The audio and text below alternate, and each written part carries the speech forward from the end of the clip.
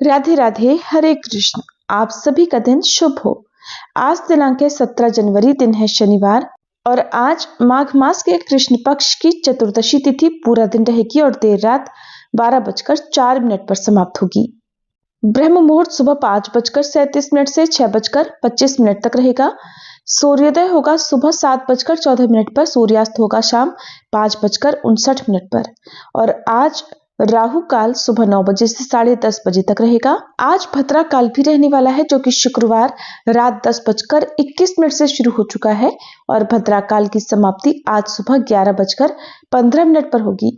भद्रा का वास पाताल लोक में रहेगा और ये पृथ्वी लोक पर अशुभ नहीं होगी। आइए हर दिन की तरह पहले सुनते हैं सीता नित नेम की कहानी।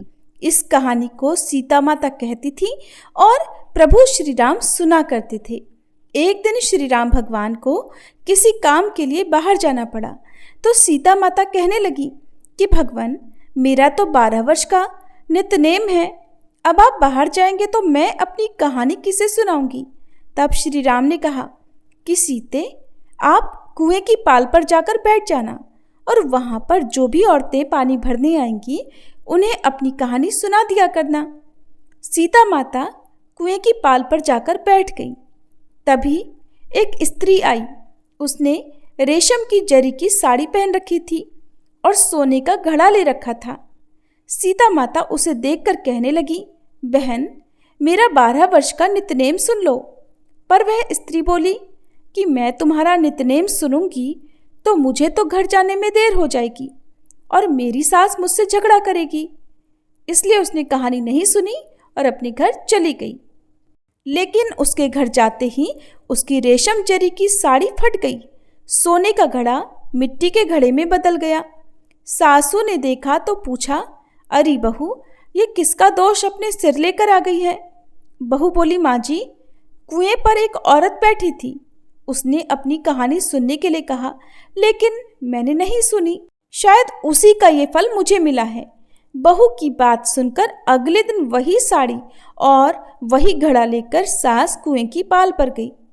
सास को वहीं पर सीता माता बैठी मिली तो माता सीता ने कहा, बहन, मेरी कहानी सुन लीजिए। सासू बोली, एक बार छोड़, मैं तो 4 बार कहानी सुन लूंगी।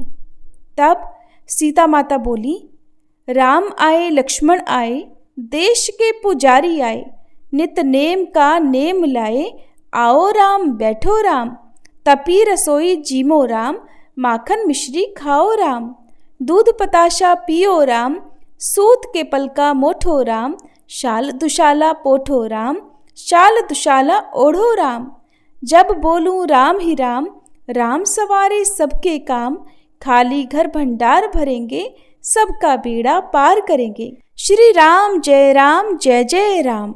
सासू बोली, बहन, कहानी तो बहुत अच्छी लगी। फिर कहानी सुनकर सासू घर चली गई और उसकी साड़ी फिर से रेशम जरी की बन गई। मिट्टी का घड़ा भी फिर वापस से सोने के घड़े में बदल गया। बहू ने देखा तो कहने लगी, सासू माँ, आपने ये सब कैसे किया। सासू बोली, बहू, तू दोष लगाकर आई थी और मैं अब दोष उतार कर आ रही हूँ। बहू ने पूछा कि माँ जी, वह कुएं वाली स्त्री कौन है। सासू ने बताया कि वह तो सीता माता थी। वो पुराने से नया कर देती हैं, खाली घर में भंडार भर देती हैं। वह लक्ष्मी जी का वास घर में कर देती हैं और मनुष्य की जो भी इच्छा हो उसे पूर्ण कर देती हैं। बहू बोली, माँ जी, फिर तो ऐसी कहानी मुझे भी सुना दो। सास बोली कि ठीक है, तुम भी सुनो। फिर सास ने कहानी शुरू की। राम आए लक्ष्मण आए, देश के पुजारी आए, नित नेम का नेम लाए, आओ राम बैठो राम, तपी रसोई जीमो राम, माखन मिश्री खाओ राम, दूध बताशा पियो राम, सूत के पलका मोठो राम, शाल दुशाला पोठो राम, शाल दुशाला ओढ़ो राम, जब बोलूं राम ही राम, राम सवारे सबके काम, खाली घर भंडार भरेंगे, सबका बेड़ा पार करेंगे, बोलो श्री राम जय जय राम। कहानी सुनकर बहू बोली, माँ जी, कहानी तो बहुत अच्छी है। सासू ने कहा, ठीक है, अब से हम इस कहानी को रोज किया करेंगे। अब सास बहू रोज सवेरे उठती, नहाती धोती और पूजा करने के बाद नित्य नेम की सीता माता की कहानी कहती। एक दिन की बात है, उनके यहाँ पड़ोस की एक औरत आई और बोली कि बहन जरा सी आँच तो देना। तो बहू बोली कि आँच तो अभी हमने जलाई ही नहीं। पड़ोसन बोली तो फिर तुम सुबह 4 बजे से उठकर क्या कर रही हो? तो उन्होंने कहा कि हम तो सुबह सुबह उठकर पूजा करते हैं, फिर सीता माता की नित्य नेम की कहानी कहते हैं। पड़ोसन ने उनकी बात सुनकर फिर कहा कि सीता माता की कहानी कहने से तुम्हें क्या मिला? तब वे दोनों बोली कि सीता माता की कहानी कहने से घर में भंडार भर जाते हैं, सारे काम पूर्ण हो जाते हैं, मन की इच्छा भी पूरी होती है। पड़ोसन ने कहा बहन अगर ऐसा है तब तो फिर मुझे भी कहानी सुना दो। तब बहू बोली कि ठीक है, तुम भी ये कहानी सुन लो।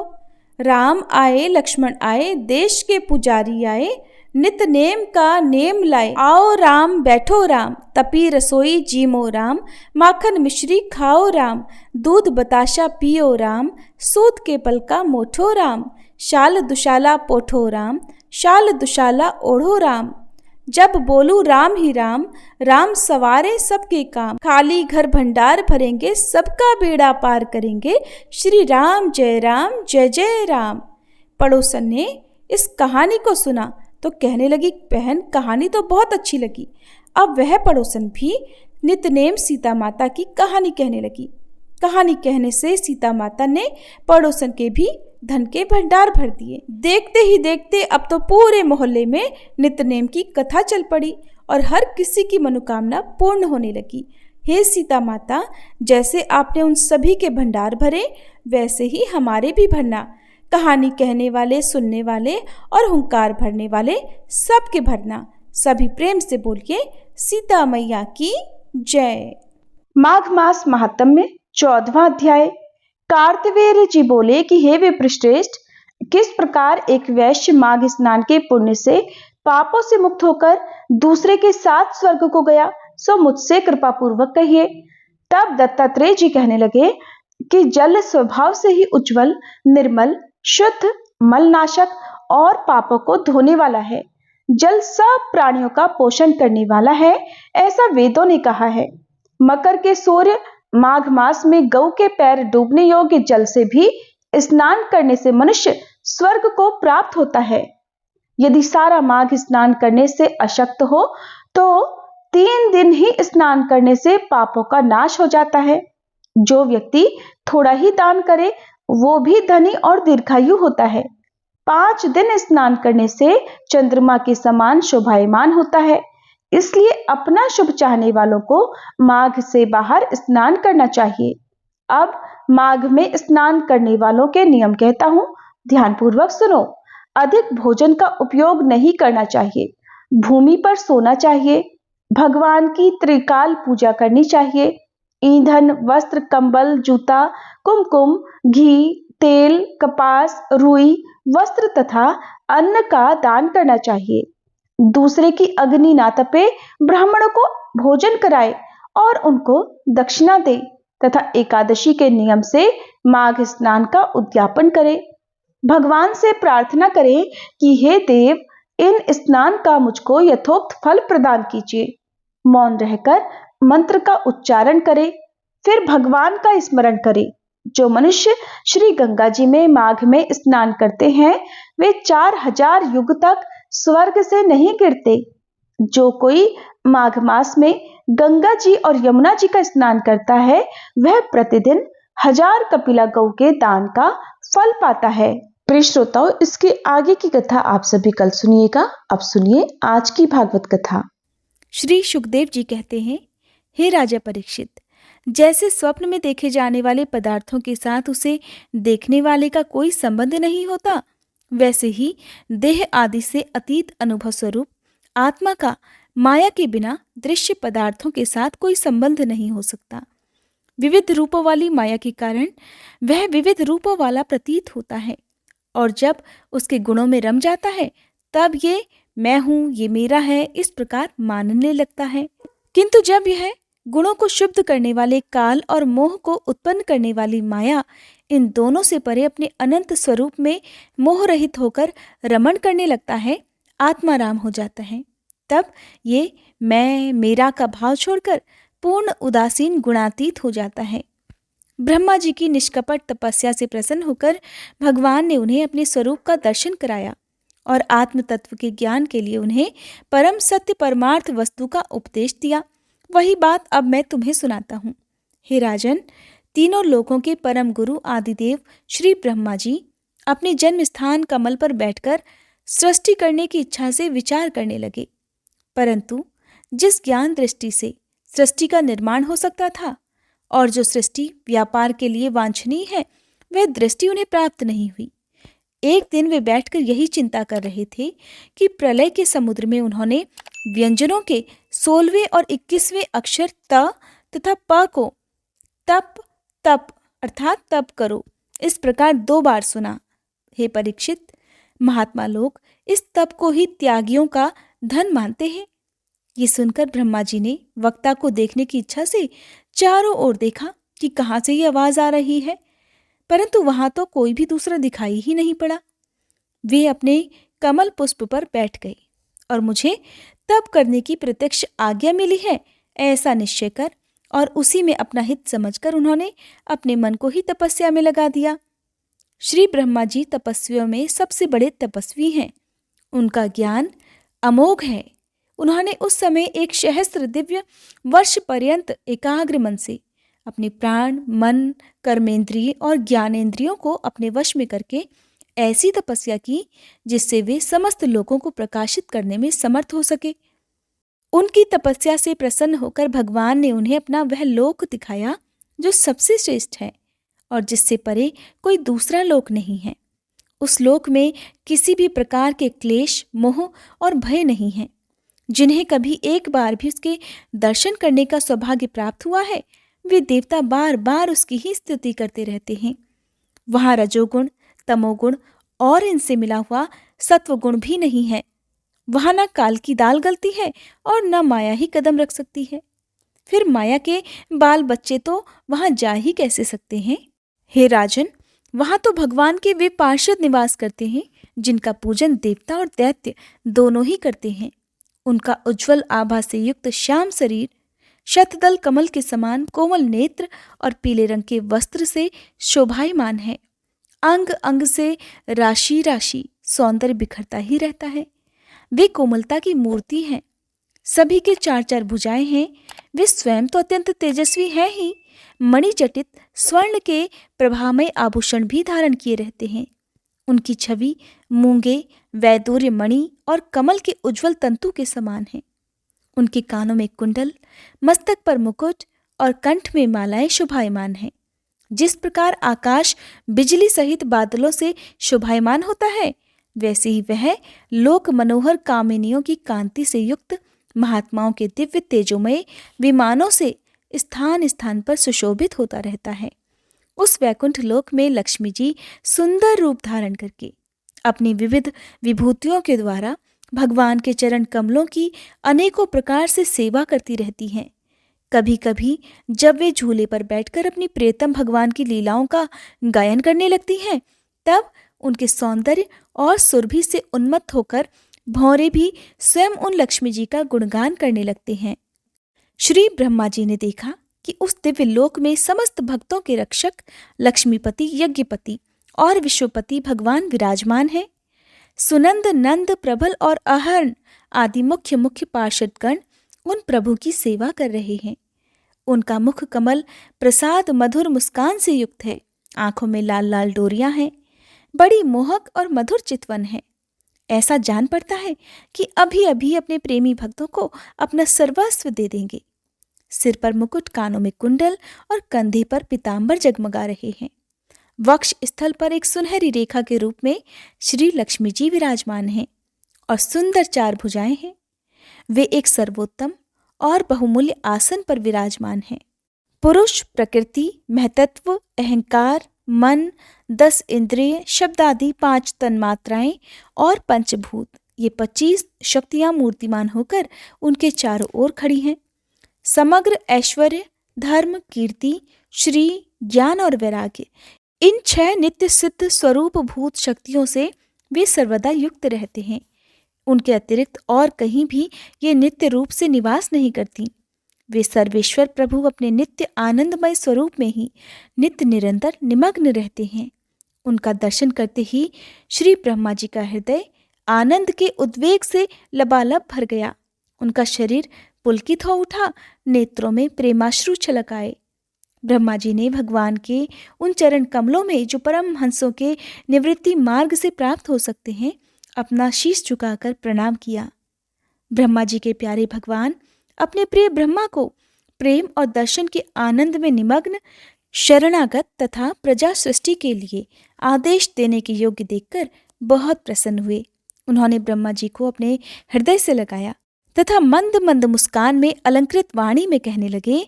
श्री भगवान कहते हैं, हे ब्रह्मा जी, तुम्हारे हृदय में तो समस्त वेदों का ज्ञान विद्यमान है। तुमने सृष्टि की रचना की इच्छा से चिरकाल तक तपस्या करके मुझे भली भांति संतुष्ट कर दिया है। मन में कपट रखकर योग साधन करने वाले मुझे कभी प्रसन्न कर ही नहीं सकते।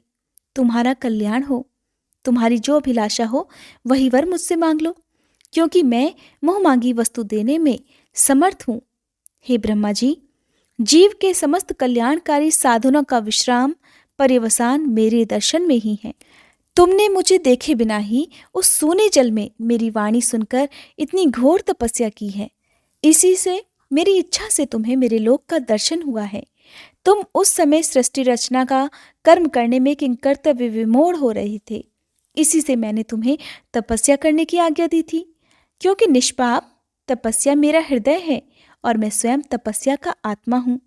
मैं तपस्या से ही इस संसार की सृष्टि करता हूँ, तपस्या से ही इसका भरण पोषण करता हूँ और फिर तपस्या से ही इसे अपने में लीन कर देता हूँ। तपस्या मेरी एक दुर्लभ शक्ति है। श्री ब्रह्मा जी ने कहा, हे भगवान, आप समस्त प्राणियों के अंतःकरण में साक्षी रूप से विराजमान रहते हैं और आप तो ये बात स्वयं जानते ही हैं कि मैं क्या करना चाहता हूँ। हे नाथ, आप कृपा करके मुझ याचक की ये मांग पूरी कर दीजिए कि मैं रूप रहित आपके सगुण और निर्गुण दोनों ही रूपों को जान सकूं। आप माया के स्वामी हैं, आपका संकल्प कभी व्यर्थ नहीं जाता।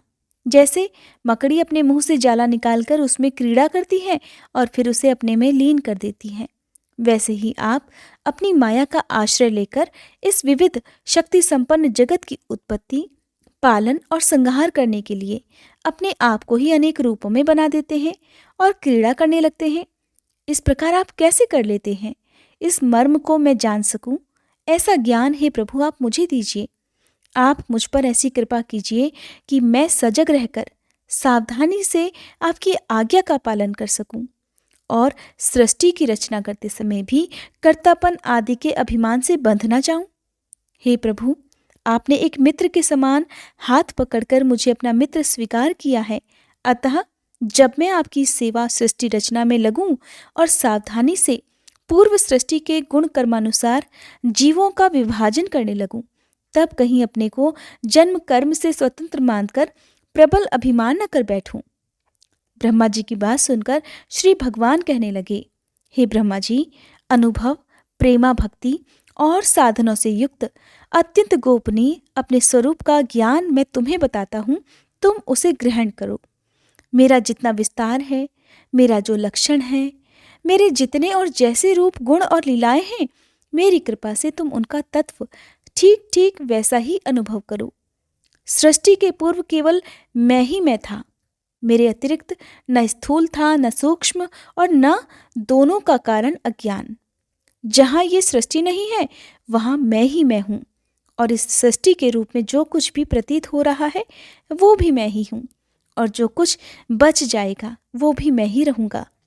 वास्तव में न होने पर भी जो कुछ अनिर्वचनीय वस्तु मेरे अतिरिक्त मुझ परमात्मा में दो चंद्रमाओं की तरह ही मिथ्या प्रतीत हो रही है, या फिर विद्यमान होने पर भी आकाश मंडल के नक्षत्रों में राहु की भांति जो मेरी प्रतीति नहीं होती, इसे मेरी माया समझना चाहिए। जैसे प्राणियों के पंचभूत रचित छोटे बड़े शरीरों में आकाश आदि पंच महाभूत उन शरीरों के कार्य रूप से निर्मित होने के कारण प्रवेश करते भी हैं और पहले से ही उन स्थानों और रूपों में कारण रूप से विद्यमान रहने के कारण प्रवेश नहीं भी करते, वैसे ही उन प्राणियों के शरीर की दृष्टि से मैं उनमें आत्मा के रूप से प्रवेश किए हुए हूँ और आत्म दृष्टि से अपने अलावा और कोई वस्तु न होने के कारण उनमें प्रविष्ट भी नहीं हूँ।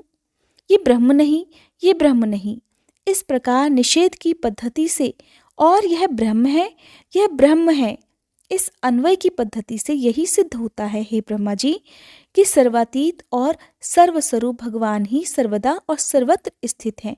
वही वास्तविक तत्व है। जो आत्मा अथवा परमात्मा का तत्व जानना चाहते हैं उन्हें केवल इतना ही जानने की आवश्यकता है। श्री सुखदेव जी कहते हैं, लोक पितामह ब्रह्मा जी को इस प्रकार उपदेश देकर अजन्मा भगवान ने उनके देखते ही देखते अपने उस रूप को छिपा लिया। जब सर्वभूत स्वरूप ब्रह्मा जी ने देखा कि भगवान ने अपने इंद्रिय गोचर स्वरूप को हमारे नेत्रों के सामने से हटा लिया है, तब उन्होंने अंजलि बांधकर उन्हें प्रणाम किया और पहले कल्प में जैसे सृष्टि थी उसी रूप में इस विश्व की रचना की। इस बार धर्मपति प्रजापति ब्रह्मा जी ने सारी जनता का कल्याण हो अपने इस स्वार्थ की पूर्ति के लिए विधि पूर्वक यम नियमों को धारण किया। उस समय उनके पुत्रों में सबसे अधिक प्रिय परम भक्त देवर्षि नारद जी ने मायापति भगवान की माया का तत्व जानने की इच्छा से बड़े ही संयम, विनय और सौम्यता से अनुगत होकर उनकी सेवा की और उन्होंने सेवा से ब्रह्मा जी को बहुत ही संतुष्ट कर लिया। हे राजा परीक्षित, जब देवर्षि नारद ने देखा कि मेरे लोक पितामह पिताजी मुझ पर प्रसन्न हैं, तब उन्होंने उनसे यही प्रश्न किया जो इस समय तुम मुझसे कर रहे हो। उनके प्रश्न से श्री ब्रह्मा जी और भी अधिक प्रसन्न हुए। फिर उन्होंने ये 10 लक्षण वाला भागवत पुराण अपने पुत्र नारद को सुनाया, जिसका स्वयं भगवान ने उन्हें उपदेश किया था। हे परीक्षित, जिस समय मेरे परम तेजस्वी पिता सरस्वती के तट पर बैठकर परमात्मा के ध्यान में मगन थे, उस समय देवर्षि नारद जी ने वही भागवत उन्हें सुनाया था। तुमने मुझसे जो यह प्रश्न किया है कि विराट पुरुष से इस जगत की उत्पत्ति कैसे हुई, तथा दूसरे भी जो बहुत सारे प्रश्न किए हैं, उन सब का उत्तर मैं उसी भागवत पुराण के रूप में देता हूँ। श्री सुखदेव जी कहते हैं, हे राजा परीक्षित, इस भागवत पुराण में सर्ग, विसर्ग, स्थान, पोषण, ऊती, मनवंतर, ईशानु कथा, निरोध, मुक्ति और आश्रय, इन 10 विषयों का वर्णन है। इनमें से जो 10वां आश्रय तत्व है उसका ठीक ठीक निश्चय करने के लिए कहीं श्रुति से, कहीं तात्पर्य से और कहीं दोनों के अनुकूल अनुभव से महात्माओं ने अन्य 9 विषयों का बड़ी सुगम रीति से वर्णन किया है। ईश्वर की प्रेरणा से गुणों में क्षोभ होकर रूपांतर होने से जो आकाश आदि पंचभूत, शब्दादि, तन मात्राएं, इंद्रियां, अहंकार और महतत्व की उत्पत्ति होती है उसको सर्ग कहते हैं। उस विराट पुरुष से उत्पन्न ब्रह्मा जी के द्वारा जो विभिन्न चराचर सृष्टियों का निर्माण होता है उसका नाम है विसर्ग। प्रतिपद नाश की ओर बढ़ने वाली सृष्टि को एक मर्यादा में स्थिर रखने से भगवान विष्णु की जो श्रेष्ठता सिद्ध होती है उसका नाम है स्थान। अपने द्वारा सुरक्षित सृष्टि में भक्तों के ऊपर उनकी जो कृपा होती है उसका नाम है पोषण। मनवंतरों के अधिपति जो भगवत भक्ति और प्रजापालन रूप शुद्ध धर्म का अनुष्ठान करते हैं उसे मनवंतर कहते हैं। जीवों की वे वासनाएं जो कर्म के द्वारा उन्हें बंधन में डाल देती हैं ऊती नाम से जानी जाती हैं। भगवान के विभिन्न अवतारों के और उनके प्रेमी भक्तों की विविध आख्याओं से युक्त गाथाएं ईश कथा हैं। जब भगवान योग निद्रा स्वीकार करके शयन करते हैं तब इस जीव का अपनी उपाधियों के साथ उनमें लीन हो जाना निरोध है। अज्ञान कल्पित कर्तव्य, भोक्तृत्व आदि अनात्म भाव का परित्याग करके अपने वास्तविक स्वरूप परमात्मा में स्थिर हो जाना ही मुक्ति कहलाता है। हे परीक्षित, इस चराचर जगत की उत्पत्ति और प्रलय जिस तत्व से प्रकाशित होते हैं वह परम ब्रह्म ही आश्रय है। शास्त्रों में उसी को परमात्मा भी कहा गया है। जो नेत्र आदि इंद्रियों का अभिमानी दृष्टा जीव है वही इंद्रियों के अधिष्ठात्र देवता सूर्य आदि के रूप में भी है, और जो नेत्र गोलक आदि से युक्त दृश्य देह है वही उन दोनों को अलग अलग भी करता है। इन तीनों में यदि एक का भी अभाव हो जाए तो दूसरे 2 की उपलब्धि नहीं हो सकती, अतः जो इन तीनों को जानता है वह परमात्मा ही सबका अधिष्ठान आश्रय तत्व है। उसका आश्रय वह स्वयं ही है, दूसरा और कोई नहीं। जब पूर्वोक्त विराट पुरुष ब्रह्मांड को फोड़कर निकला तब वह अपने रहने का स्थान ढूंढने लगा, और तब स्थान की इच्छा से उस शुद्ध संकल्प पुरुष ने अत्यंत पवित्र जल की सृष्टि की। विराट पुरुष रूप नर से उत्पन्न होने के कारण ही जल का नाम नार पड़ गया, और उस अपने उत्पन्न किए हुए नार में वह पुरुष 1000 वर्षों तक रहा। इसी से उसका नाम नारायण हो गया। उन नारायण भगवान की कृपा से ही द्रव्य, कर्म, काल, स्वभाव और जीव आदि की सत्ता है। उनकी अपेक्षा कर देने पर किसी का अस्तित्व ही नहीं रह जाता। उन अद्वितीय भगवान नारायण ने योग निद्रा से जागकर अनेक होने की इच्छा की। तब अपनी माया से उन्होंने अखिल ब्रह्मांड के बीज स्वरूप अपने स्वर्णमय वीर्य को 3 भागों में विभक्त कर दिया, अधिदेव, अध्यात्म और अधिभूत। हे परीक्षित, विराट पुरुष का एक ही वीर्य 3 भागों में कैसे विभक्त हुआ, उसे भी जानो। विराट पुरुष के हिलने डोलने पर उनके शरीर में रहने वाले आकाश से इंद्रिय बल, मनोबल और शरीर बल की उत्पत्ति हुई। उनसे इन सब का राजा प्राण उत्पन्न हुआ। जैसे सेवक अपने स्वामी राजा के पीछे पीछे चलते हैं, वैसे ही सबके शरीरों में प्राण के प्रबल रहने पर ही सारी इंद्रियां प्रबल रहती हैं, और जब वह सुस्त पड़ जाता है तब सारी इंद्रियां भी सुस्त हो जाती हैं। जब प्राण जोर जोर से आने जाने लगा तब विराट पुरुष को भूख प्यास का अनुभव हुआ। खाने पीने की इच्छा करते ही सबसे पहले उनके शरीर में मुख प्रकट हुआ। मुख से तालु और तालु से रसनेन्द्रिय प्रकट हुई। इसके बाद अनेकों प्रकार के रस उत्पन्न हुए जिन्हें रसना ग्रहण करती है। जब उनकी इच्छा बोलने की हुई तब वाक इंद्रिय, उसके अधिष्ठात्र देवता अग्नि और उनका विषय बोलना, ये तीनों प्रकट हुए। इसके बाद बहुत दिनों तक उस जल में ही वे रुके रहे। श्वास के वेग से नासिका छिद्र प्रकट हो गए। जब उन्हें सूंघने की इच्छा प्रकट हुई तब उनकी नाक घ्राणेन्द्रिय आकर बैठ गई, और उसके देवता गंध को फैलाने वाले वायुदेव भी प्रकट हो गए।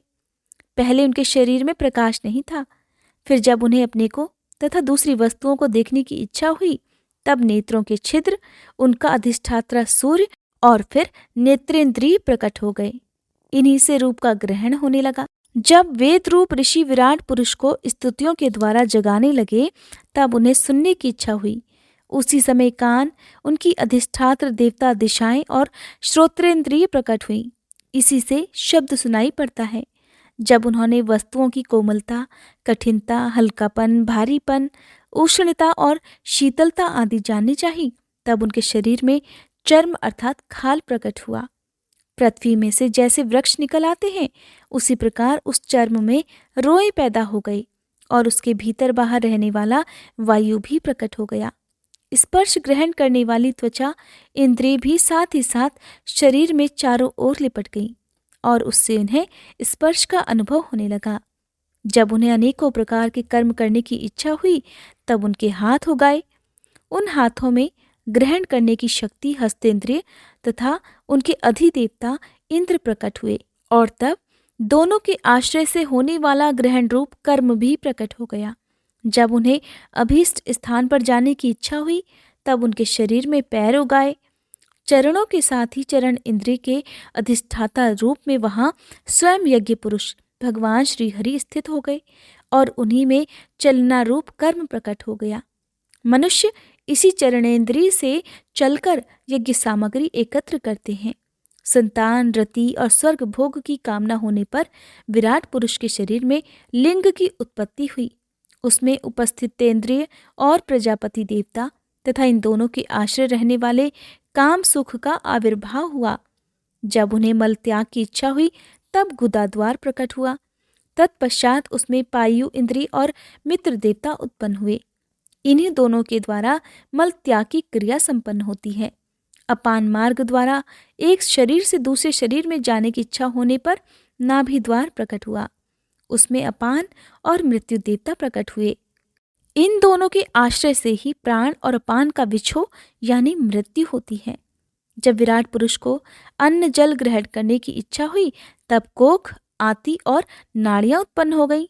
साथ ही कुक्षी के देवता समुद्र, नाड़ियों के देवता नदियां एवं तुष्टि और पुष्टि, ये दोनों उनके मिश्रित विषय उत्पन्न हो गए। जब उन्होंने अपनी माया पर विचार करना चाहा, तब हृदय की उत्पत्ति हो गई। उससे मनरूप इंद्रिय और मन से उसका देवता चंद्रमा तथा विषय कामना और संकल्प प्रकट हुए। विराट पुरुष के शरीर में पृथ्वी, जल और तेज से 7 धातुएं प्रकट हुईं। त्वचा, चर्म, मांस, रुधिर, मेद, मज्जा और अस्थि। इसी प्रकार आकाश, जल और वायु से प्राणों की उत्पत्ति हुई। श्रोत्र आदि सब इंद्रियां शब्द आदि विषयों को ग्रहण कराने वाली हैं। वे विषय अहंकार से उत्पन्न हुए हैं। मन सब विकारों का उत्पत्ति स्थान है और बुद्धि समस्त पदार्थों का बोध कराने वाली है। मैंने भगवान के इस स्थूल रूप का वर्णन तुम्हें सुनाया है। ये बाहर की ओर से पृथ्वी, जल, तेज, वायु, आकाश, अहंकार, महतत्व और प्रकृति, इन 8 आवरणों से घिरा हुआ है। इससे परे भगवान का अत्यंत सूक्ष्म रूप है। वह अव्यक्त, निर्विशेष, आदि, मध्य और अंत से रहित और नित्य है। वाणी और मन की वहां तक पहुंच नहीं है। मैंने तुम्हें भगवान के स्थूल और सूक्ष्म, व्यक्त और अव्यक्त जिन 2 रूपों का वर्णन सुनाया है, ये दोनों ही भगवान की माया द्वारा रचे गए हैं। इसीलिए विद्वान पुरुष इन दोनों को ही स्वीकार नहीं करते। वास्तव में भगवान निष्क्रिय हैं। अपनी शक्ति से ही वे सक्रिय बन जाते हैं। फिर तो वे ब्रह्मा का ये विराट रूप धारण करके वाच्य और वाचक, शब्द और उसके अर्थ के रूप में भी प्रकट होते हैं और अनेकों नाम, रूप तथा क्रियाएं स्वीकार करते हैं।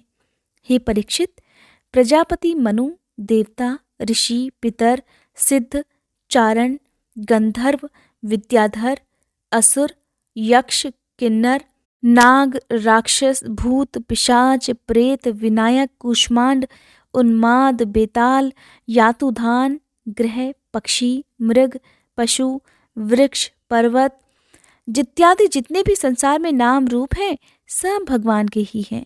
संसार में चर और अचर भेद से 2 प्रकार के तथा जरायुज, अंडज, स्वेदज और उद्भिज भेद से 4 प्रकार के जितने भी जलचर, थलचर तथा आकाशचारी प्राणी हैं, सबके सब शुभ, अशुभ और मिश्रित कर्मों के तद अनुरूप फल ही हैं। सत्व की प्रधानता से देवता, रजोगुण की प्रधानता से मनुष्य और तमोगुण की प्रधानता से नारकीय योनियां मिलती हैं। इन गुणों में भी जब एक गुण दूसरे 2 गुणों से अभिभूत हो जाता है, तब प्रत्येक गति के 3-3 भेद और हो जाते हैं। वे भगवान जगत के भरण पोषण के लिए धर्ममय विष्णु रूप स्वीकार करके देवता, मनुष्य और पशु पक्षी आदि रूपों में अवतार धारण करते हैं तथा विश्व का पालन पोषण और कल्याण करते हैं।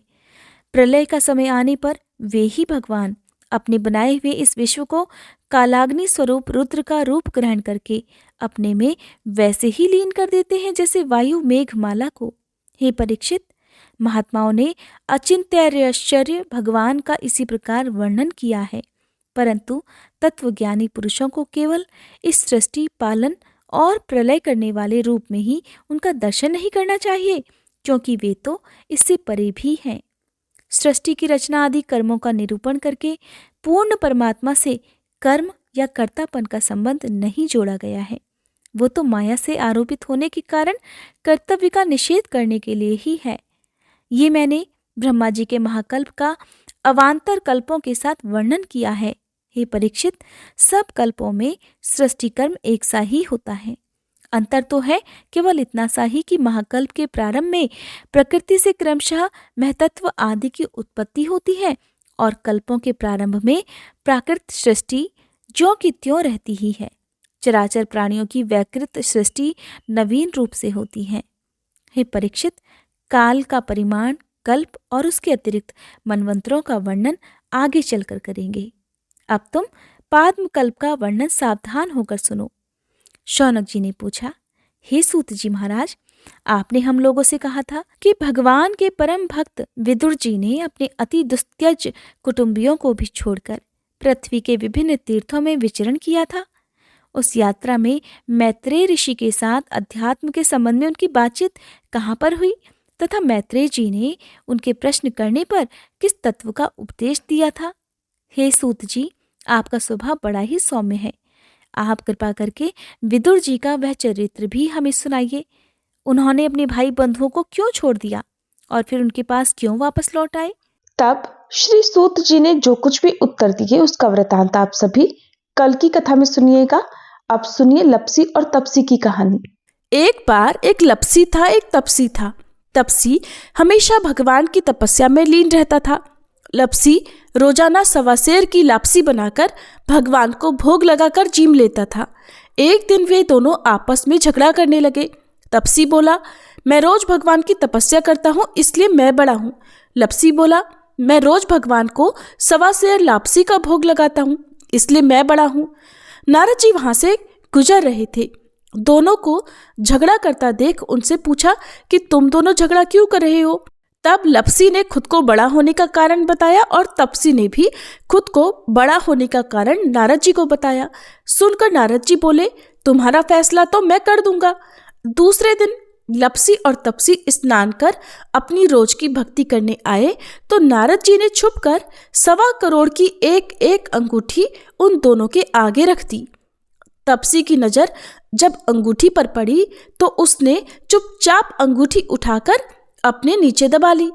उधर लपसी की नजर भी अंगूठी पर पड़ी लेकिन उसने ध्यान नहीं दिया और भगवान को भोग लगाकर लापसी खाने लगा।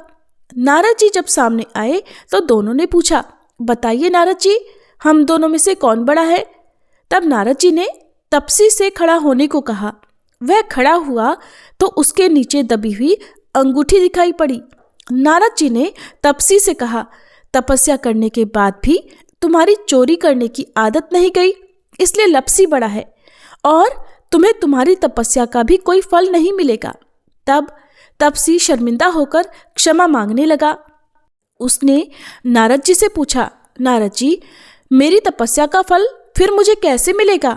तब देवर्षि नारद जी ने बताया, अगर कोई गाय और कुत्ते की रोटी नहीं बनाएगा तो फल तुझे मिलेगा। अगर कोई ब्राह्मण को जिमाकर दक्षिणा नहीं देगा तो फल तुझे मिलेगा। अगर कोई साड़ी के साथ ब्लाउज नहीं देगा तो फल तुझे मिलेगा। अगर कोई दिए से दिया जलाएगा तो फल तुझे मिलेगा। अगर कोई सारी कहानी सुने लेकिन तुम्हारी कहानी ना सुने तो फल तुझे मिलेगा।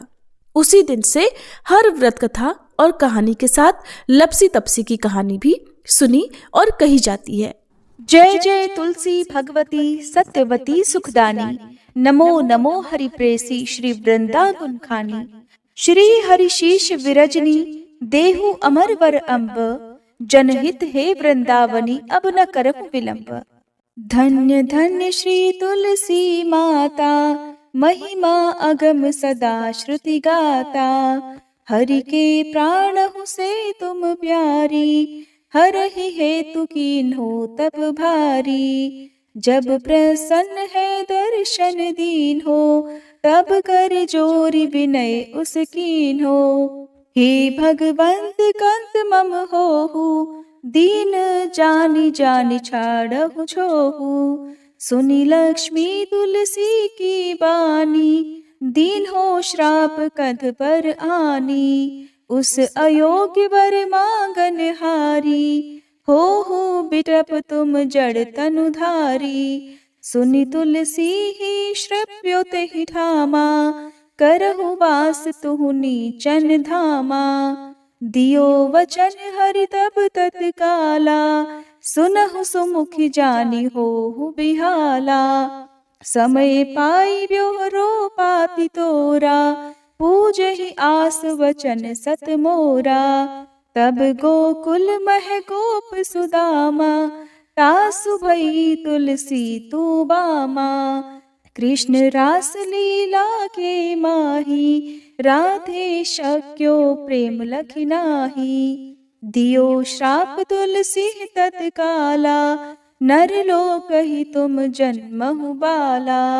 यो गोप वह दानव राजा, शंख चूर्ण नामक शिर ताजा।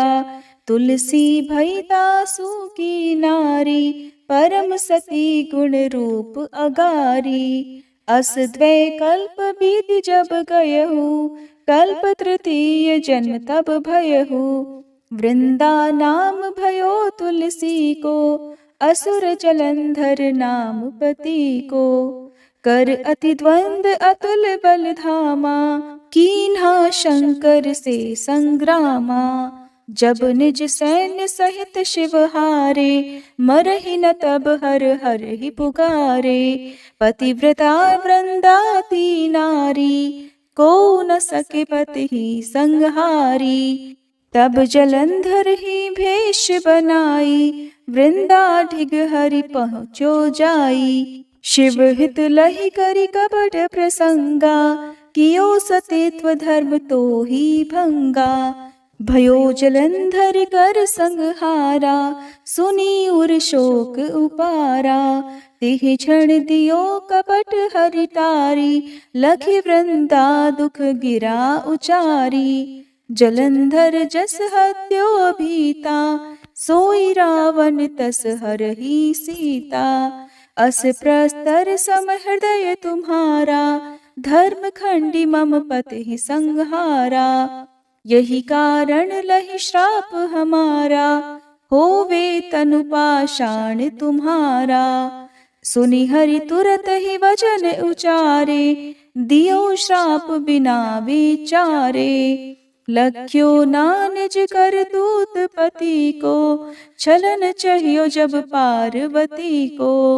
जड़ मति तुह अस हो जड़ रूपा, जग में तुलसी बिटप अनूपा। धग्व रूप हम शाली ग्रामा, नदी गंडकी बीच ललामा। जो तुलसी दल हम ही चढ़ई है, सब सुख भोग परम पद पई है। बिनु तुलसी हरि जलत शरीरा, अतिशय उठत शीश उर पीरा। जो तुलसी दल हरि शिर धारत, सो सहस्त्र घट अमृत डारत। तुलसी हरि मन रंजनिहारी, रोग दोष दुख भंजनिहारी। प्रेम सहित हरि भजन निरंतर, तुलसी राधा में नाही अंतर। व्यंजन हो 56 प्रकारा, बिन तुलसी दल ना हरहि प्यारा। सकल तीर्थ तुलसी तर छाही, लहत मुक्ति जन संशय नाही। कवि सुंदर इक हरि गुण गावत, तुलसी निकट सहस गुण पावत। बसत निकट दुर्वासा धामा, जो प्रयास ते पूर्व ललामा। पाठ करहि जो नित नर नारी, हो ही सुख भाषहि त्रिपुरारी। तुलसी चालीसा पढ़ी तुलसी तरु गृहधारी, दीप दान करी पुत्र फल पावहि बंध्यहु नारी। सकल दुख दरिद्र हरिहार वै परम प्रसन्न, आशय धन जन लड़हि कर बसहि पूर्णा अत्र।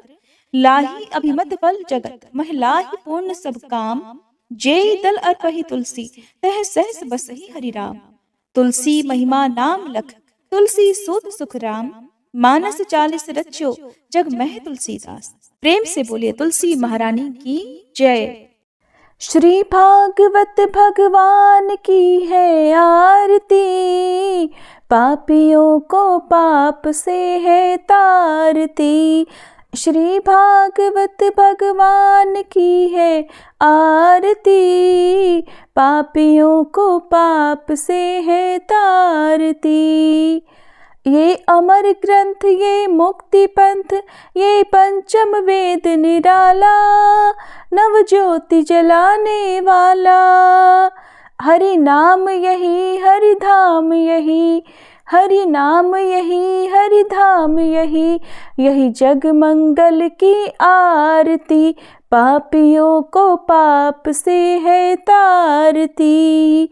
श्री भागवत भगवान की है आरती, पापियों को पाप से है तारती। ये शांति गीत पावन पुनीत, पापों को मिटाने वाला, हरि दर्श दिखाने वाला। ये सुख करनी ये दुख हरनी, ये सुख करनी ये दुख हरनी, श्री मधुसूदन की आरती, पापियों को पाप से है तारती। श्री भागवत भगवान की है आरती, पापियों को पाप से है तारती। ये मधुर बोल जग फंद खोल, सन्मार्ग दिखाने वाला, बिगड़ी को बनाने वाला। श्री राम यही घनश्याम यही, श्री राम यही घनश्याम यही, यही प्रभु की महिमा की आरती, पापियों को पाप से है तारती। श्री भागवत भगवान की है आरती, पापियों को पाप से है तारती। श्री भागवत भगवान की है आरती, पापियों को पाप से है तारती। सभी प्रेम से बोलिए श्रीमद् भागवत महापुराण की जय।